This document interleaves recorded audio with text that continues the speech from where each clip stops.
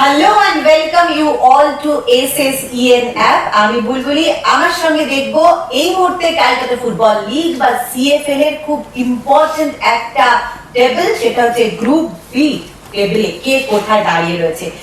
একেবারে চমকে দিয়ে ইউনাইটেড কলকাতা এসসি তিনটে ম্যাচে তিনটে উইন এবং 9 পয়েন্ট নিয়ে গ্রুপ বি একদম টপে রয়েছে। তারপরেই রয়েছে ভবানীপুর এফসি, যাদের আজকে ম্যাচ রয়েছে। তাদের তিনটে ম্যাচে দুটো জয় এবং একটা ড্র নিয়ে 7 পয়েন্টে রয়েছে। ইউনাইটেড স্পোর্টস ক্লাব তারা চারটে ম্যাচে দুটো জয়, একটা হার এবং একটা ড্র নিয়ে 7 পয়েন্ট। খিদিরপুর এসসি রয়েছে, তিনটে ম্যাচ খেলেছে, দুটো জয় এবং একটা হার, 6 পয়েন্টে দাঁড়িয়ে রয়েছে। শ্রীভূমি এসসি রয়েছে, তিনটে ম্যাচ খেলেছে, একটা জয় এবং দুটো ড্র, 5 পয়েন্টে।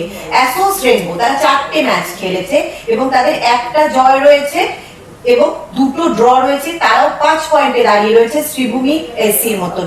ঠিক 5 পয়েন্টে দাঁড়িয়ে রয়েছে পিয়ারলেস এসসিও, তারা তিনটে ম্যাচ খেলেছে, একটা জয় এবং দুটো ড্র, তারাও 5 পয়েন্টে।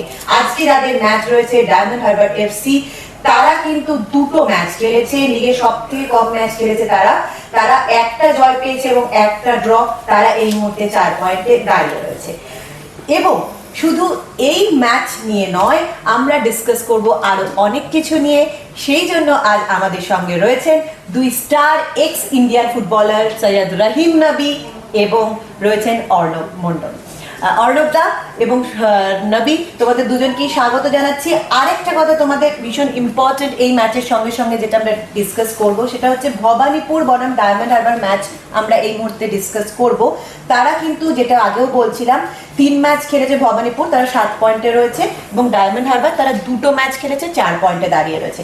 আজকে আরো একটা ম্যাচ লিগে চলছে, সেটার দিকেও কিন্তু আমাদের চোখ রাখতে হবে, সেটা হচ্ছে খিদিরপুর বনাম ইউনাইটেড কলকাতা।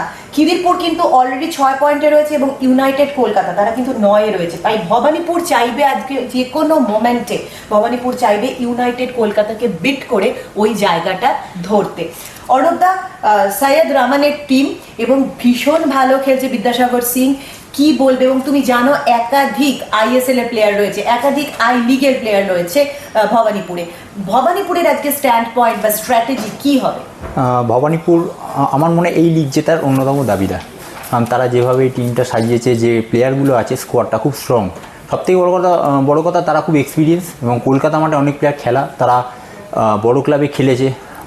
রিকি থেকে শুরু করে সামাদ, ব্যাকলাইন ভালো, আক্রমণ ভাগে অনেক অপশান আছে ওদের। বিদ্যাসাগরের কথা বললে, বিদ্যাসাগরের সঙ্গে তুমি অভিজিৎ সরকার আছে, তো অনেকগুলো এমন প্লেয়ার আছে যেটা ওটা বেঞ্চ স্ট্রেন্থ। সেদিক থেকে ভবানীপুরে যেভাবে খেলাটাও শুরু করেছে, ভালো জায়গায় আছে। তো অপরদিকে আমি যদি ডিএইচএফসির কথা বলি, একটু স্ট্রাগল করেছে, প্রথম ম্যাচটা ড্র করেছে, নেক্সট ম্যাচটা জিতেছে। তো আমার নিরিখে বলে ভবানীপুর আজকের ম্যাচের জন্য অনেকটা এগিয়ে। এবং আগের ম্যাচে যে ম্যাচটা দেখছিলাম, ওরা আক্রমণ ভাগটা ওদের এত ভালো, এই অফ দ্য বক্সে অনেক শ্যুট করছে, দুই দিকে ক্রস করছে, ভ্যারাইটি আছে। তো অ্যাটাকিং সেটটা, আক্রমণ ভাগের অনেকগুলো অপশান আছে, অনেকগুলো ভালো প্লেয়ার, যে স্পার্ক আমরা বলি না, সেটা ভবানীপুরে অনেক ভালো। তো আজকের জন্য বলো তো ভবানীপুরকে আমি একটু হলেও এগিয়ে রাখবে।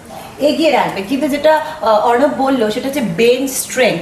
আজকে এবারে আমার মনে হচ্ছে ডায়মন্ড হারবার এফসি নবী একটুখানি বেঞ্চ স্ট্রেংথের দিকে ফোকাস করছে, সেটা অন্যভাবে। সেটা হচ্ছে ক্যালকাটা ফুটবল লিগে ওদের ইউথ টিম খেলছে, কিন্তু তুমি বা অর্ণব বা অন্যান্য আমাদের এক্সপার্টরা বারবার যা বলেন যে কোন টিম খেলছে সেটা মাঠে ম্যাটার করে না, ম্যাটার করে কোন টিমের জার্সি পরে খেলছো, তখন শুধু সেটাই ম্যাটার করে।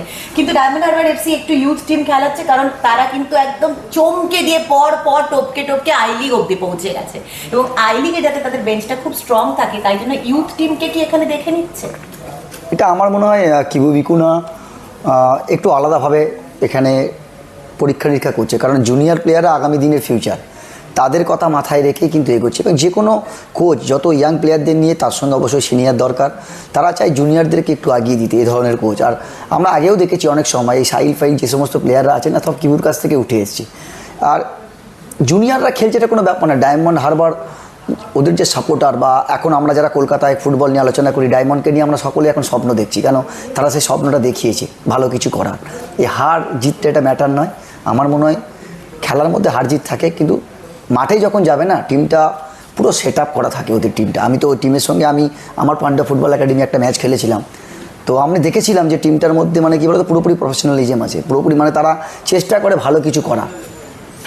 সাইদ রহমান সে কিন্তু খুব ভালো ফুটবলার ছিলেন এবং তার উল্টো দিকে যেটা আমরা দীপাঙ্কু শর্মার ডায়মন্ড হারবার এফসি দেখছি, তার পেছনে যেটা নবী বলছে যে কিবু ভিকুনার ব্রেনও কাজ করছে।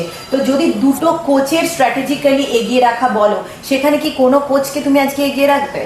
সাইয়াদ রহমানকে একটু এগিয়ে রাখবো, কারণ আমি যে কথাটা বললাম তার হাতে কিছু যেটা দরকার একটা ভালো ফুটবল খেলা, অনেক গুণগত মানের প্লেয়ার তার হাতে আছে, যে কিছু কিছু প্লেয়ার হয় যারা ডিফারেন্ট করে দিতে পারে, সেটা কিন্তু ভবানীপুরের আছে আমার মনে হয়। আর ডায়মন্ড হারবার যেটা একটু আগে নবিদা বললো, তারা নিশ্চয়ই এক্সপেরিমেন্ট করছে। এক্সপেরিমেন্ট মিন যারা খেলার টাইম পায়নি তাদের ম্যাচ টাইম দিচ্ছে, যাতে কি ওদের ডুরান্ড আছে, তো চাইছে যে সেই টিমের সঙ্গে ওদের আই লিগও আছে তাদেরকে আবার পিছন দিয়ে তুলে আনতে। কিন্তু একটা জিনিস ভুললে চলবে না, আজকে ডায়মন্ড হারবারের কথা আমরা কেন বলছি, তারা জিতে জিতে এই জায়গাটা এসছে বলে। আবার যদি লুজ করতে থাকে না, ডিএইচএফ ওরা কিন্তু সাপোর্টার বেস ক্লাব নয়, সাপোর্টার বানানোর চেষ্টা করছে, তো জিততে হবে।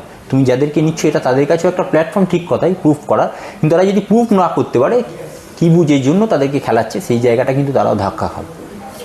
নবী, যেটা অর্ণব বললো যে ভবানীপুরে আজকে প্লাস পয়েন্ট হচ্ছে বিদ্যাসাগর সিং রয়েছে, অভিজিৎ রয়েছে, আরো অনেক প্লেয়ার রয়েছে যাদের মধ্যে স্পার্ক রয়েছে, এক্সপিরিয়েন্সে, কারণ একাধিক আইএসএল এর প্লেয়ার রয়েছে, আই লিগের প্লেয়ার রয়েছে, যাদের অনেক দিন টিমের সঙ্গে আছে বা বিভিন্ন বড় ম্যাচ খেলার যে একটা ক্যারি ফরওয়ার্ড করা সেই চাপটা সেটা তাদের মধ্যে রয়েছে।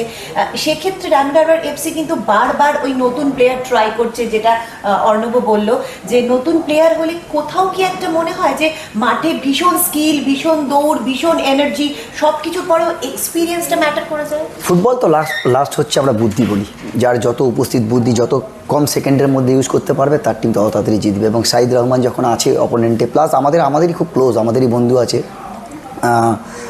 ডেনসান আছে, আমাদের ডেনসানের এক্সপিরিয়েন্সটাও কাজে লাগবে, ও বড় ক্লাব খেলেছে। ওই টিমের মেন প্লেয়ার কিন্তু হচ্ছে বিদ্যাসাগর, কেন বিদ্যাসাগর কিন্তু একটা মনে আমার হ্যাট্রিকও করেছে, তাহলে সেই বিদ্যাসাগর যেহেতু আছে গোল করার জায়গায় আছে, লাস্ট ম্যাচে 2 গোল আছে, খুব ভালো গোল করেছে এবং গোলের জায়গায় পৌঁছে যাচ্ছে, ওকে যেই জন্য নেওয়া। ডিফেন্সে আমাদের সামাদ আছে, এইগুলো কিন্তু অনেক সময় কাজ দেয়। ও ডিফেন্সে এতগুলো ক্লাব খেলেছে তো ওখান থেকে গাইড করবে, কিন্তু খেলাটা একটা কিন্তু ভালো জায়গায় নিয়ে যাবে মাত্রা। যেটা আমরা দেখছি যে ভবানীপুরের কিন্তু সামনে বিদ্যাসাগর রয়েছে, পেছনে সামাদ রয়েছে এবং পুরো মাঠ জুড়ে রয়েছে সাইদ রহমান। তো সাইদ রহমান যেভাবে দলটাকে সাজিয়েছেন, সেখানে ডায়মন্ড হারবার এফসি কে আটকাতে গেলে এবং এখানে ডিফেন্স ভাঙতে গেলেও কিভাবে সামনে এবং পেছনে অপারেট করতে হবে।